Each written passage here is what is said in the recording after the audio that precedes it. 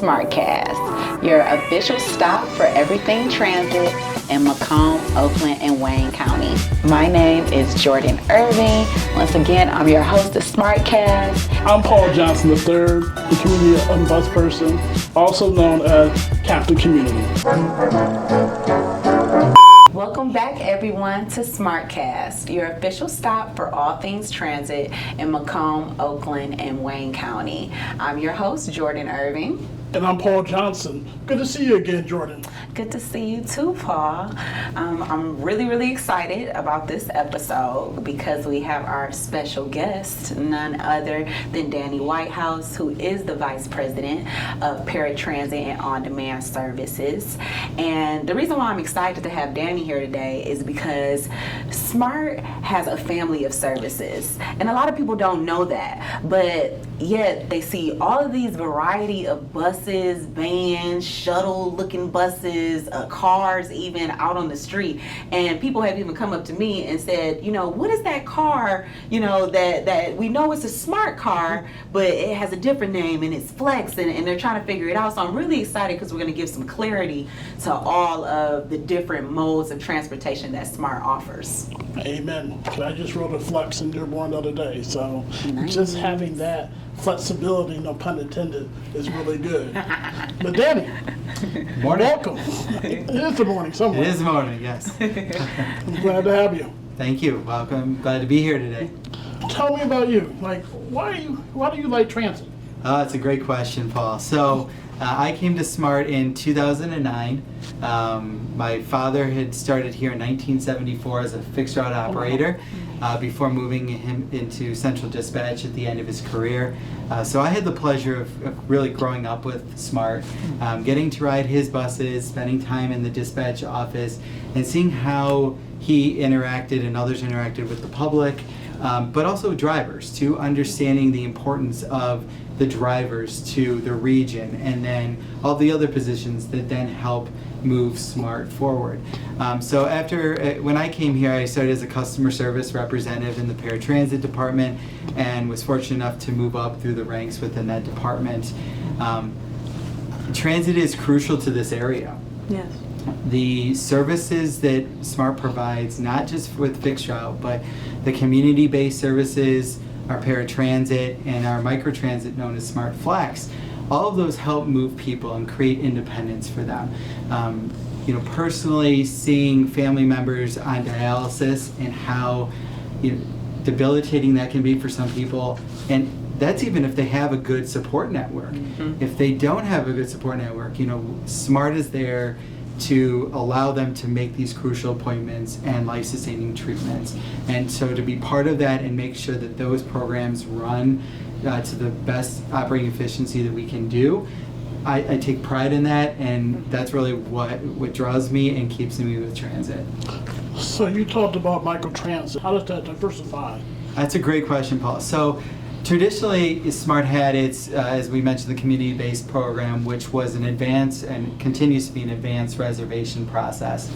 Paratransit has been an advanced day reservation as well. But as services and different programs nationwide have evolved, there's been more of a focus on two things. One, the first last mile connection to the fixed route network, but secondly, movement within zones, right? Smaller areas, and creating that same day independence. As we know, we do have a population that does very well with pre-booking. Yep. Sometimes the challenge is for a lot of them is knowing when they're going to be done, mm-hmm. right? And so we've heard that from communities, we've heard that directly in houses. Is there a way that we can do both services? I can get to my appointment on time, but I can have some flexibility if my appointment runs long, if my appointment runs short. And so microtransit opens that up. As we look at these smaller service areas with those kind of commingling of trips, we do have riders who will pre-book getting there and then use the flex service, as we call it, on the return. And it's really created more independence for them. And that's just on trips that are normal, right? Then you talk about the next level of just waking up in the morning and having to go get blood work done or something that couldn't be pre-booked, and now we have that availability for riders. Where's Flex located right now? It's a great question. So right now we have 5 zones. Okay. When we launched the program in 2021, we started with 3 zones officially. Those 3 zones were Dearborn, Troy, and Hall Road. We did have a dial-a-ride in Farmington Hills at the time that we ended up transitioning over to the Flex brand. And then we added the Pontiac zone recent in the last couple of years. Pontiac has been our heaviest ridership zone, but the other zones, especially as we've made some operational changes, have really seen ridership growth. One of the big things we've done in the last year is we used to have consolidated parking lots that these vehicles would be held in, and we broke that apart. And so by moving vehicles to more regional routes, right, we reduce travel time into the zone. We can reallocate those hours to actual service, and that's opened up more flexibility, more ridership capacity for the riders. So as a result, we're seeing ridership go up, we're seeing the cost per trip go down, and we've seen early success in that small change, which is a big change. Very good. So you touched on something, and you touched on one of my cities, because I'm Oakland County's ombuds person, and obviously Pontiac is a community that I do a lot of, we do a lot of work in, and we're very engaged with the Pontiac Chamber of Commerce, which we most recently in 2024, we received the Partner Member of the Year Award for the work that we did exposing students who were in I want to say it was a program, STEM programs, exposing them to the different career opportunities that are actually in the transportation industry. So it was really cool. We'll save that conversation for another episode. But what I heard from the people in Pontiac is that a lot of students are using the Flex to get to school, to get home from school, to get to the mall. I know the Flex in Pontiac is really big for people getting to work. It's a really big deal. Just the other day, I had someone asking me about a Flex because they wanted to use the service for work and wanted to really just close the gap in their travel because we're typically a fixed route bus user, but it was like, hey, I'm just really seeing how can I get a little closer to work and just kind of shorten my walk after I get off of the bus. And I believe that is one of the reasons why Flex was created, was to shorten that gap for those who do use the bus, and they're like, hey, maybe I got a mile or 2 walk to get to my house, so let me just hop on this ride that is really, really cool. And one of the most attractive things that I know about is cost, and Danny, I want you to kind of tell me about that. So the cost is identical to our fixed route fare structure. So your able-bodied rider is going to be paying $2, and there is a reduced rate. Now we do have mileage increases if you exceed a 5-mile radius. Again, as we talked about, the goal of microtransit is to have smaller areas, right? Keep the trips small, have the vehicles be able to turn riders over. Like in your community. Like I'm trying to go to the grocery store. Maybe my dentist is, 5 miles, 6 miles down the road. I need to make it to my grandmother in the senior citizen home. She's 4 or 5 miles down the road, and I'm not trying to walk. So. But if you go further, then it's a slight increase. So 40 cents a mile after the first 5, but not unreasonable. But yes, Jordan, we've seen one of the things we do have is the data of where we're going to most often, who we're taking to, so we're able to see those trends, and a few things come from those trends. One of the projects that I'm co-leading with Harmony Lloyd, who's our Vice President of Planning and Innovation, is a system, kind of overview, right? We're looking at all of our fixed routes, we're looking at all of the flex zones, where we are today, where we need to be. We're working with Michael Baker International, who's been wonderful in putting all this together. But we're looking at how that data set allows for route changes on fixed route, right? Not just modifications to fixed routes, but also potential growth. Or, do we step back and do we offer more flex service because the ridership is inconsistent? And so all of that coming out of a trusted data network has been very important for SMART. We've been using it in Pontiac and other cities to see, okay, where does this fixed route actually need to go? All right, so seeing, is it just one rider who's doing that path, or is it multiple riders, and there's going to be the ridership if we redo this fixed route or add a fixed route that will have the ridership base, and then we can reallocate resources to make sure other people then are served. Right. So the project of smarter mobility has been very important. I know one of Paul's questions was our current zones. Yep. We are looking, as I said, to expand and bring in more zones. And so that has been all part of this study, is looking at areas that we could do better service in. Maybe there's not the first last mile connection that there needs to be. It might be lack of sidewalks. It might just be, the density of not extending a fixed route is the most logical thing, but flex will allow, as Jordan mentioned, somebody to get from their home or from their business to our fixed route to continue their journey. So it really opens up the region. It does, and it provides flexibility. You kind of talked about cost. If I'm correct, the minimum is $2. For a full fare rider, yes, you're looking at a $2 base fare, and that's similar to our fixed route. And then we do have a lot of riders who will transfer to and from fixed route. So there's not an additional cost. You would just show your flex driver or vice versa your transfer, or put the transfer into the fare box, and you can continue your journey. And the I don't think I knew about that. Did you know about that? I didn't. This is all new information. Yeah, I didn't know that you could actually, like you said, use your fare from, and I'm just make sure I'm correct, from, say I'm taking a flex and I'm having it take me to a bus stop that's going to continue my journey to the next space. Correct. I can say, hey, this is my confirmation for flex, but it will still be good for my my fixed route ride. Correct. So when you're using the DART app or the DART fare payment system, and you trigger the 4-hour or the 1 day or 31-day payment, you're just showing proof to the next service of that fare payment. Oh, wow. And so you can continue your journey. So what we see a lot of times is a 4-hour pass. So somebody will pay the base fare on, we'll say, the Woodward route. And when they get into Pontiac and they're going to transfer to Flex, they'll show that 4-hour transfer, and they'll continue their journey on. And then coming back, they can prepay the fare and again showcase to the driver that they've already paid their fare. And that DART system is in conjunction between SMART and DDOT as well. So really, the region opens up in a uniform platform and allows people a fiscally sensitive way to move around the region.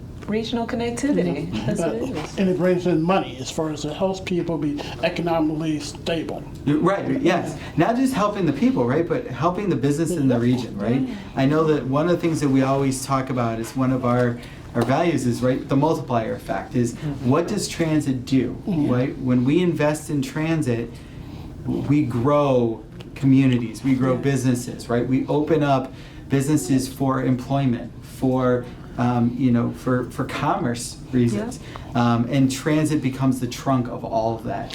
Yes, because one of the stats I love, for every dollar invested, it creates $5 for the economy. Correct. And that is like amazing. Think of the value proposition of SMART, but also the flex service. Right. And it also, an expansive transit network, right? We talk about the individual. You see people who will get rid of a car, right? So maybe from a 2-car household down to a 1 because transit's more available. And so there's a more, income coming into your pocket, less going out. And so we see a lot of that. But we have definitely seen ridership growth in all of our family of network. And we're excited with kind of the redesigns of smarter mobility to see where that will take us as well. And this is all great. One of the things I love about Flex, because I cover Wayne County, so technically it's the Dearborn, Allen Park, Taylor, and parts of Ovendale. So in Allen Park, I'm a sports fan, so I can take the Flex to the Detroit Lions practice. Yes. When you think about that, as far as that can help kids, as far as if they want to see your local Detroit Lions have a little true grit, all that good stuff. But it builds community. It kind of brings us all together. Right, it also helps reduce congestion. Yes. Yes. You know, we have seen areas, Hall Road's a great example, where you could park your car at one location, and instead of having to drive location to location, you could use Flex and not have to deal with the congestion of traffic, but you could utilize this service to move. Or maybe, depending on where your origin is, you're not even bringing your car, because then you don't have to deal with that as much. You use a fixed route, and then you're moving business to business along Hall Road and then coming back, right? So we see a way to reduce traffic, to reduce congestion, and a lot of that as well. And it's really helpful, especially from a Hall Road. Let's say I'm taking my nieces out, and I don't want, like you said, I don't want to drive that distance, but maybe I want to go to C.J. Barrymore's. And I can just take the Flex right to C.J. Barrymore's, Yes. and then take it straight to Partridge Creek or in that area. And it just helps as far as affordability. And one of the Yes. things that SMART's helpful with, we want to help with affordability. Yes, and so to make sure that the vehicles are maximized, right?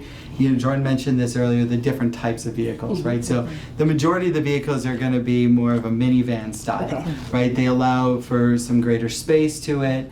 The grocery shopping. Right, Yes. grocery shopping or just personal items that you need to bring a stroller potentially, depending on where you're going. So having a larger vehicle offers more flexibility. It also allows us to carry more than one passenger at a time, and that allows us to maximize our resources and the services in each community. A family or- But we also made sure that these vans majority were wheelchair compliant, right? We wanted to make sure that everybody could access the service. And really the only way to do that is to make sure that you do have enough capacity both for ambulatory and non-ambulatory riders in every zone. So over the last year and plus, SMART has really made a focus on making sure that there's a right amount of mixture of each vehicle in the flex zones. On our paratransit side, we've always been very successful of having all of our vehicles be accessible. Same with the communities, nearly all of their vehicles are accessible.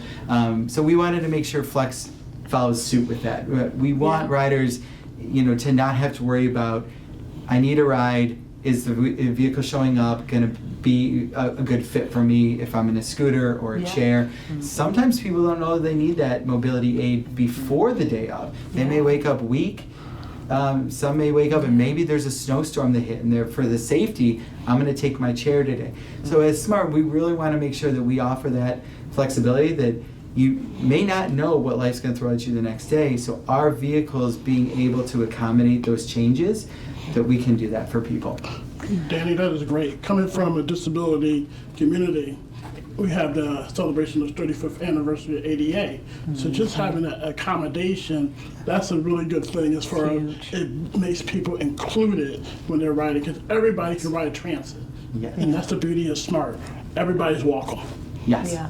Yes. And one of the things that I love about Paratransit, because Danny, you really handle a lot for SMART. You have a lot of responsibilities as far as making sure that we get our passengers where they need to go safely. Like if I'm not mistaken, there's even a wheelchair training coming up for our people or rather, I'm sorry, it's our community partners to make sure that our drivers know how to really secure the wheelchairs correctly and make sure that our people are safe as we're getting them from point A to point B. So you have a lot of very important roles up underneath that title of Paratransit. Yes. So, I mean, a lot of pressure. How do you deal with the pressure? So honestly, it's a great place to work, and I love this, right? You hear the stories of how we created the independence for somebody. We see them, right, when we go to community events and they talk about, hey, you've allowed me to go here. You've expanded, these networks. We talk about the training, right? Safety is one of SMART's biggest focuses. And so we wanted to make sure that, not only our drivers get the best training, but also that we pass that training along to our community partners and even to our vendor VIAs providing our flex service, right? Making sure that when a passenger gets into one of our vehicles, that driver has been through an approved training regimen that SMART has overseen is very important. And so yes, my staff is wonderful about the passenger feedback of where we can improve, driver feedback on where we can improve, and really then taking the reins and making sure that that training is delivered. We had Q Strength come in April and provide a classroom setting, right? So they provided the why we do securement training, why it's so important, more the background of it, and now what we'll be doing through the summer and into the fall is hands-on training with all these communities. So they're going to learn, everything that our trainers do all day. This is going to be a way to make sure that they understand with difficult chairs or unusual chairs, the best methods to strap them down. Yeah. And that's really going to make sure that that commitment to safety is really followed through. Awesome. And so you touched on it briefly already. Our community partners. We have, once again, so much going on, and it really is a family of services. We've already talked about our Flex, which is our microtransit. We've talked about our Paratransit, which makes sure that those with disabilities are able to get to where they have to go. And now is our community partners. I'd love to hear more about that. Before we go on to community partners, as far as Paratransit, are there any rules or anything that you want to highlight? So we do have a rider guideline sheet that we're happy to showcase to any riders. We do accept trips through Paratransit through the day before, and so understanding that life happens, right? I think that's the statement that we're all getting used to. Yes. And that people learn sometimes the day before of something next day. So we really make sure that rides called in through our Paratransit through the day before they're all accommodated. And all we ask really from riders is we're going to give you a time that the vehicle is going to show up, and just to be ready at the beginning of that pickup window. It helps our drivers continue to move. It's cognizant and really respectful of other riders that you're coming out when you're ready. And we talk to riders about in the event that they're not ready, right? Call us, let us know. It's a lot easier if, Paul, if you're not ready, it's easy sometimes for us to go get Jordan first and then come back for you. It's harder when we come and wait for you and you're not ready, and then we still have to go get Jordan, and then we may have to come back to get you. There's a trickle down effect, right? So we really encourage riders, that communication, right? What we've heard from the region is they want SMART to communicate when things are happening. It is a two-way street. Yes, it is. The service model is really important.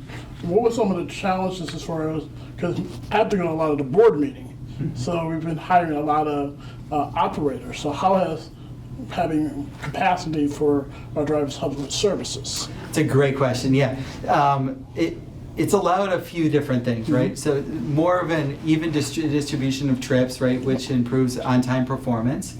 Being able to keep our drivers more regional allows for more trips overall to be delivered for everybody. Anything we can do to kind of reduce, the longer trips where more opportunities happen that on-time performance can be impacted, right? Those we look at. So having your full allotment of drivers available to you allows for a few things. One, that on-time performance to improve that we talked about. But number two, it allows drivers to get needed days off.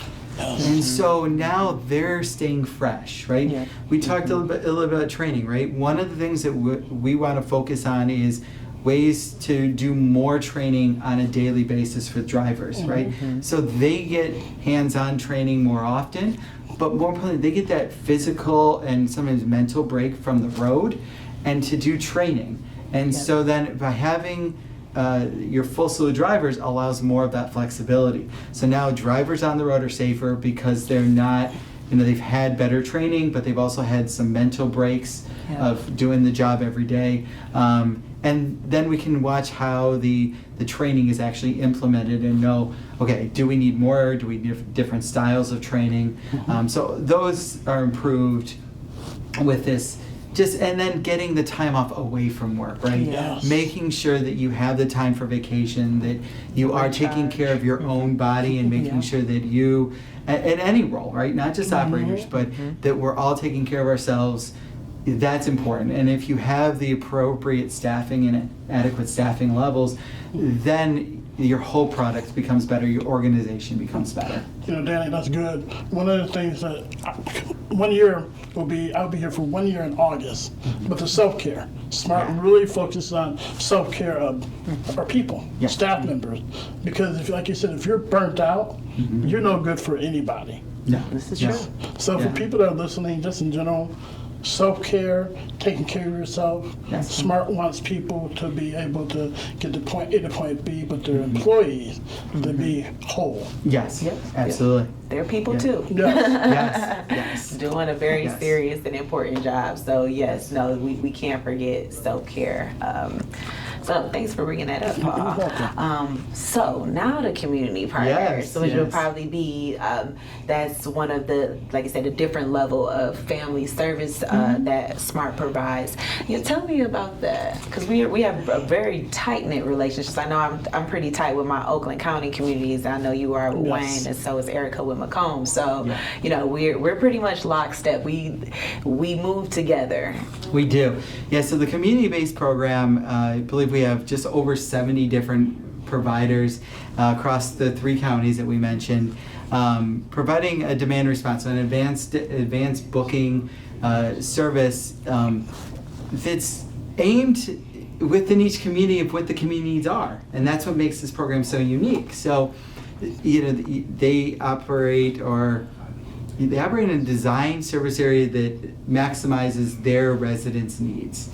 With the hours of service, the fare structure that really benefits their own community. So it keeps them having an identity, but allows the region to grow and provide more availability for rides. A lot of the community partners will take people to local senior centers, right? And what some people don't understand about those community centers is they have day programs, and sometimes they have the doctors coming into those programs. So instead of having to take all these people on a one-off trip to a different doctor all over, they come to the community center and they may have a dentist or a doctor, beautician show up and do all of this for multiple people at one location. And so the communities having that flexibility, that capacity, allows again for more people to get services in the region. So I have the pleasure of working with Alyssa Gartrell, who has assumed a larger role in the community-based programs. And what SMART has really taken focus recently is how do we work better in conjunction? From a vehicle operational, right? Changes to vehicles that will benefit the region. We have some new vehicles coming in that will have a walker securement area, which is something one of our drivers in-house helped us design. This is a way that riders who may have struggled to hold their walker during transit can now stow them in a safe manner. Provides safety for the entire vehicle, but also opens up more capacity, right? Because instead of stowing that and impacting their seat. So we've been talking to our drivers, community drivers, about how do we need our vehicles to be formatted, for securement areas, how big are they, like I said, the walker securement. So we're doing a lot of that, getting a lot of good feedback from operators. But the other side is technology. And one of the projects we have is more of on the technology side of how do we improve technology, not only for SMART, but also for all the other family of services. How do we make it easier for riders to know what service they're riding with? How do we make it easier for riders who may have to transfer with services to do that? But more importantly, how do we make sure that the communities have the structure that SMART's always benefited from, of knowing I can take this many people every day and really provide the maximum amount of trips for their funding structure. That's amazing. And once again, I think we all really enjoy our jobs. So it's like, a lot of times I know it sounds like a, go SMART party, but at the same time, the honesty in it is that we really are helping people to live their best lives. We're opening door when we're in the board meetings, and sometimes people come up and they speak about the importance and how someone once said SMART is a lifeline. SMART is a lifeline for some people. You know, without public transit, there's people that won't be able to get to school, you know, to the doctor, or like I said, dialysis. You know, everybody doesn't have a loved one in the state or even around to get them somewhere. So the community partner aspect, I know it helps us because they do use our vehicles. Yes. So it helps us to be a little bit everywhere, Yes. and like you said, be a little more insular in the community. A smaller vehicle that, you know, community members recognize, Yes. you know, is constantly circulating around their, you know, their blocks. They're familiar with it, and it's something to where it's like, if somebody really needs it, they know, like, hey, I see this all the time. Yes. You know, and it's, for a lot of people, I do feel like the fixed route or the bigger bus can be slightly intimidating, especially if you've never taken the big bus before. Yes. And the thing is, riding the bus is actually very easy. It really is. It is. And we do have a travel trainer that's on our staff, and her primary responsibility is to teach people how to use the bus. Yeah. It's not just people with disabilities who need to know how to use the bus. So I know, you know, the Ombuds role, some of our other roles at SMART, we are happy to come out and do an education piece of how to use fixed route, how to use other services. You know, education is the first barrier. Yeah. If they know about it and they know how to use it, that confidence builds. Yes. If we have people who need additional training, that's where our travel trainer comes in. Her goal is really to help improve independence for a lot of riders. So she'll meet with people with disabilities primarily, but not only. Right. But she'll work to educate them on how to utilize fixed route if they are able to do so, and that creates the independence. Yes. There was this a young man a couple years ago with our previous travel trainer who had a job at a fast food restaurant and would be called in by his boss to pick up extra shifts. But he wasn't able to get there because the pre-booking meant he couldn't get a same-day ride. Right. So travel training was able to teach him how to utilize fixed route to get from his home to his employment, which once he learned that skill set allowed him to pick up extra shifts and improve his quality of life, his financial status. So that is one of the big benefits to this, is it allows more independence on living availability, right? Because you're not necessarily tied to one location. If you have that skill set, you can live in different areas by just transferring the skill set. But also the financial benefits for people, right? Fixed route fares are cheaper than your paratransit fare structure will be.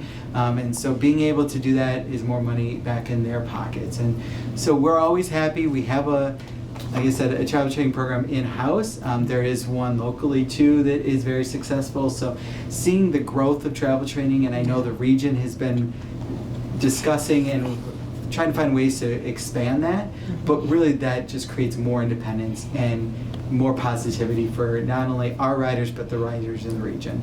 That is quite helpful. I wish that was around when I was a kid. My first time riding a bus, I was kind of learning. I ended up going from downtown Detroit, and I was trying to get home. But I went to Greektown, I had fun, but still, having that flexibility and Yes. training, education, that's really important. You know, and sometimes it's, when we are teaching on the fixed route, sometimes it's just a confidence in how to talk to the driver. Yeah. Right? There may be people using fixed route who still need assistance, right? And so one of the things we do train our drivers on is how to handle accommodations when they're requested by passengers, right? It's not just paratransit making accommodations, but it's also fixed route. Yeah. Identifying, you know, if I were to get on the fixed route and say, you know, Mr. Operator, can you let me know when we hit X marker because I need to get off at that point, right? That's part of the training, is they know to get off at a certain point. Sometimes they may still need some help identifying that. Yeah. McDonald's is a good example of what I always use. If there's 5 and 6 McDonald's along the Gratiot route, identifying which is the right McDonald's, Yeah. right? So that's part of the training, but sometimes it continues with asking the driver. And so really it becomes our drivers who are our biggest ambassadors, helping the public by being that friendly face and making sure that those accommodations are met. Yeah, and I just want to add the fact that, you know, as a millennial, and I do have a car, but I'm slowly but surely moving away from using it because, for example, I have a bike, I have a motorized bike, and even just last night, I wasn't in the best mood, so a friend was like, let's go get on the scooters and just kind of like ride through. So we went to the DIA, went to Comerica Park, rode past the library, all, downtown area. And what it just reminded me of is the fact that being able to get outside of your car and not have that level of focus at the wheel, it kind of frees you up to have a different type of experience. It does. And I'm a world traveler, and just like I traveled through the States, so I've been to like New York and Chicago, obviously. And when you get there, you really don't need a car. No. And it's a part of it's like this metropolitan type vibe that you are on foot. You may hop on a mogo, you may get on the subway, you may get on the bus, you may do all of these modes in one day, but you've traversed like the whole downtown. You've gone to a friend's house, you've done it all, and it's a different experience to be on that level, as a mode of transportation. And like I said, not be, because when you're in your car, you have to be focused. You're not. It's not really a space of enjoyment.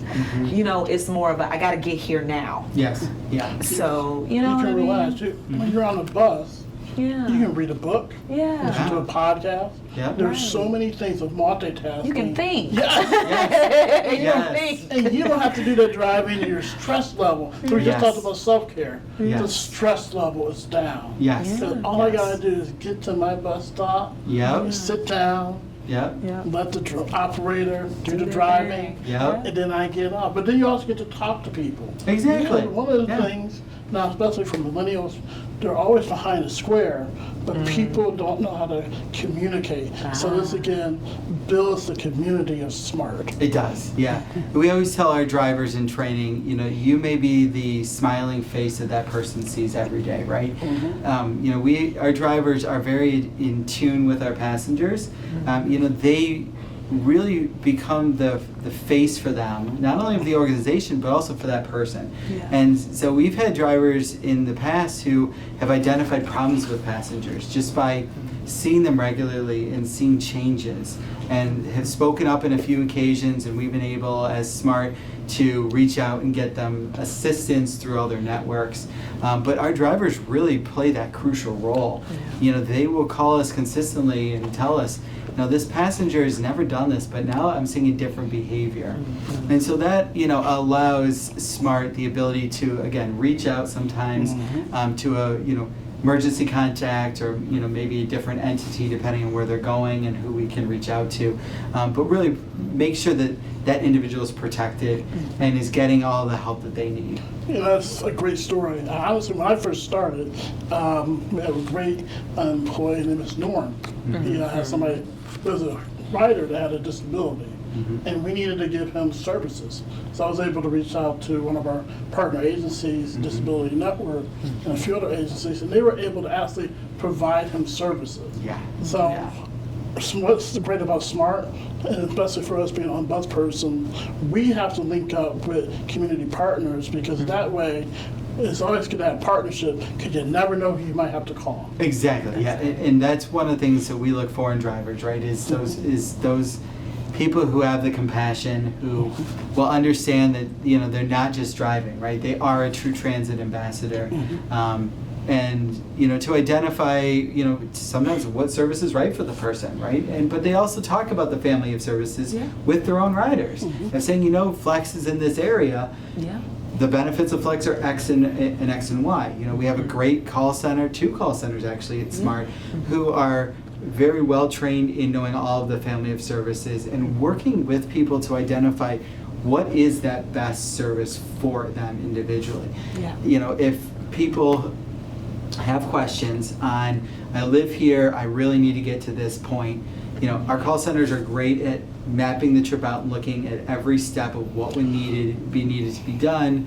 And then on the flip side, especially with our communities and even DDOT or some other transit agencies, how do we make that connection on the back end for them so that they don't have the frustration sometimes of doing this solo. So our staff is very well trained to do all that on the back end and then come back to the rider and say, here's how your trip is going to be set up, Yep. and providing that to them. I love Relieves that. a lot of pressure for them. I love that. But then we as an agency understand what their needs are too, so we can then make sure that that process is followed. And I just love that, because for our first-time bus riders or those who are just really unsure, like, you know, and I'll be honest, like, I'm one of those people who will stand at the sign and just kind of look like, well, this way is this, or is this way is this? Like, where am I? Like, I'm one of those people. So the guidance and being able to call a number and say, hey, this is where I'm at. How can I get here? What bus do I need to take? And them actually, like, planning out, like, you're gonna get off on this stop. Yep. That is some of the hand holding that I need, because I hate to admit it, but I'm directionally challenged. I am. But, and I work for a bus company. Well, the irony, you know, it's interesting how things work out for you to, how can I say, get help where you need it. Yes. So, And it's not just that help that some people need, right? As we expand our technology, we identify that we're going to have the technology education available for people, right? Yeah. As we've introduced Flex that we've talked today about, you know, coming with a passenger application of how to create an account, how to navigate the app. That has been one thing that not only our vendor has done, but we have staff on our in-house staff that will help people, right? The assistant vice president of that department, the supervisor of that department, and even people in our call center are all trained to really guide people through that. Yeah. Reduces that anxiety, but builds that confidence that they can use that service. That service is actually going to be for them, right? Yeah. Even if we tell people the service could be for them, until they get that confidence, yes, I know how this works, yes, this does work for me, you still gotta walk them through sometimes. So as we talk about new technologies that are gonna come on, that education piece is gonna be at the forefront, right? Is going to senior centers, going to community centers, you know, posting that will be there to walk people through these apps of how to maximize them. In addition to our call centers being able to walk through, but there's a difference between me walking through with you over the phone, Right. as opposed to you coming or me going to you and showing you, right? Sometimes the learning curve can be different. People learn differently. So, you know, as we are looking to integrate more technology, that is something SMART has identified, and, you know, we'll make sure that we have those capabilities available to people. And to your point, Danny, on our YouTube page, we do actually have, and I starred in one of the videos as well.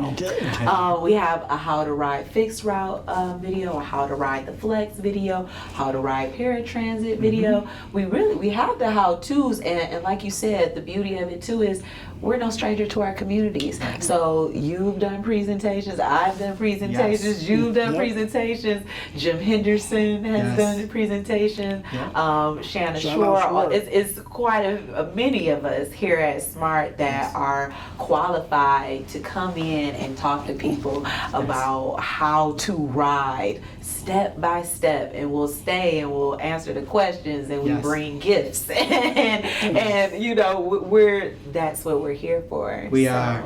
One of my former colleagues at SMART used to tell people he could talk transit for 2 minutes or 2 hours. Yes. Or 2 days. Yes. Right? You know, SMART is very blessed with the different resources we have that we could talk transit for 2 days, right? If we talked about every route, every service, it could go for days. But we can shorten it up. But all we really need, you know, is somebody wants us to come out and discuss services, we're happy to do it. One of the things we do very well in those settings is we provide an overview, and then we do encourage people to call our call center or to work directly with our staff for one-on-ones, right? It takes a lot of time, but we really want to make sure that we get the full glimpse of what your transit needs are different than Paul's transit needs. They're different than my transit needs. So being able to specialize in that one person, we do try to do after the fact, because you said it's very time consuming for some of them. So we're happy to come out, provide the overview, talk about services. We've done that previously in some webinars Yeah. where we have done hosted webinars, which are returning this fall, with social workers, caseworkers in the region to explain how to apply for ADA, Yeah. to explain the ADA network really, and explain all of SMART services. So that will be returning, like I said, this fall. Oh, awesome. Yes. So we're very excited. We're working on the list of attendees for that and the content. But we talk about everything we talked about today and more, right? So it's about an hour and a half to 2 hours, but it really provides that overview. And more importantly, it establishes a network of people they can reach out to.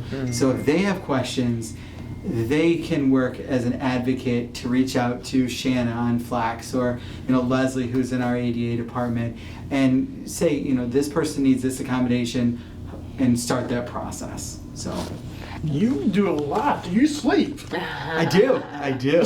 My team probably won't believe it, but yes, I do. But again, as I said earlier, when you love what you do, right? Yes. What is it, the same? You love what you do, you never work a day in your life, right? I agree. I am blessed with the SMART team. A lot of departments that their heart is in transit and serving the community, right? Our CEO or COO,